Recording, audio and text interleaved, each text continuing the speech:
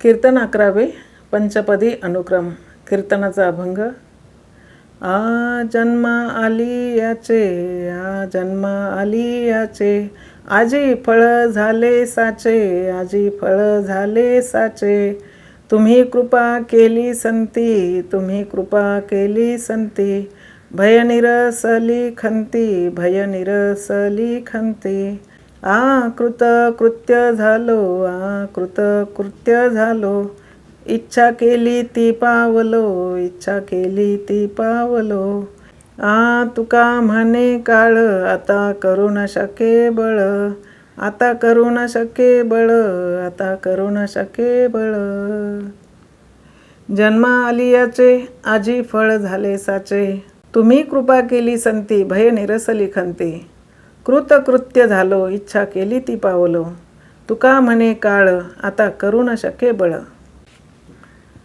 या अभंगामध्ये तुकाराम महाराजांनी जन्माला येऊन परमार्थ काय केला व खरे काय मिळविले व कोणाकडून मिळविले हा आपला अनुभव प्रदर्शित केला आहे. जन्म मरणाचे दुःख लागले आहे, ते कसे कसे लागले आहे याचा विचार केला. जन्मापासून आईचे गर्भित दुःख भोगले. प्रमाण जन्माचे ते मूळ पाहिले शोधून, दुःखाचे कारण जन्म घ्यावा. प्रारब्ध योगाने बाहेर निघते वेळी लहान द्वारातून निघण्याच्या अडचणीने दुःखच होते. मान अडकते, हात अडकतो, आडवे येते. त्यावेळेस बाळंतीण मोकळी करण्याकरता लोक एक एक इंद्रिय कापून काढतात. ते दुःख होते. असे करून बाळंतीण मोकळी करतात. असे नाहीच झाले तर प्रारब्ध योगाने बाहेर येतो. बाहेर आल्यावर त्याचं दुःखच पराधीन असल्याने भोगावे लागते. बाल्य अवस्थेतही दुःखच भोगावे लागते. तरुणपणात बायकोचा आना मागे लागतो. काहीसे सुख मिळते, तेवढ्याकरता विशेष दुःख भोगावे लागते. प्रमाण सुख पाहता जवा पाडे, दुःख पर्वता एवढे. असे मुलाबाळांचे व जगाचे सर्व दुःखच भोगावे लागते व पुढे वृद्धापकाळामध्ये एक एक इंद्रिय नष्ट होतात आणि मनाचा हवरेपणा तर जात नाही. शरीर वृद्ध होते परंतु मन तरणेच राहते. येणेकरून फारच दुःख होते. तसेच अंतकाळाला जीवाची आणि देहाची तडातोडी होण्याच्या वेळेस जीवाला एकीकडे यम ओढतात व दुसरीकडे म्हणजे देहाकडे मन ओढते. तेणेकरून फारच दुःख होते. त्यावेळेस ज्यांच्याकरता सर्व जन्मभर कष्ट सोसते ते कोणीही सोडवण्यास सहाय्य होत नाहीत. प्रमाण सुख नाही कोठे आलिया संसारी, वाया हवभरी होऊ नको. दुःख बांधवडी आहे हा संसार, सुखाचा विचार नाही कोठे.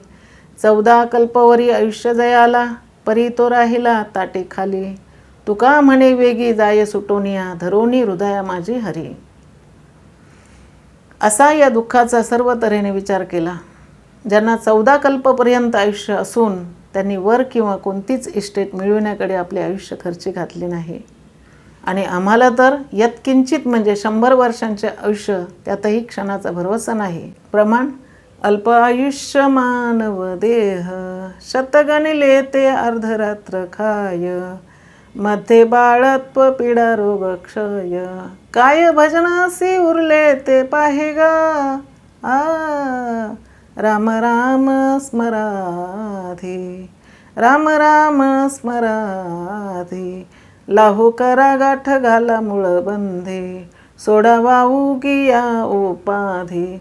लक्ष लावून राहा गोविंदिगा,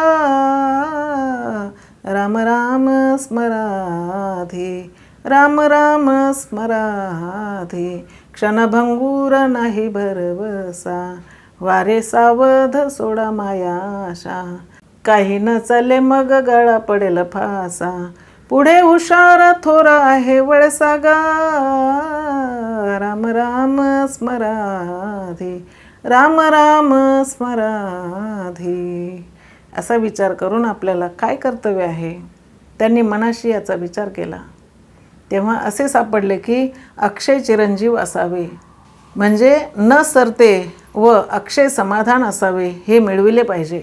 हे आधी मिळते का याचा तपास लागण्याकरिता श्री भागवत व ज्ञानेश्वरी एकाग्रचित्ताने श्रवण केले व त्यात हे वरील सुख संतांना शरण जाऊन आत्मज्ञान म्हणजे ब्रह्मज्ञान प्राप्त करून घेतले असता मिळते.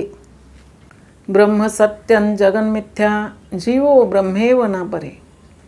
असे श्रुतींचे वाक्य पाहिल्यावरून मी संतांच्या शोधास लागलो व संतांना शरण जाऊन एवढीच मागणी करीत होतो की माझ्या ठिकाणी देह भावना जी झालेली आहे ती नाहीशी करून माझे मला आत्मज्ञान करून द्यावे व आत्यंतिक समाधानाच्या प्राप्तीची मला इच्छा आहे.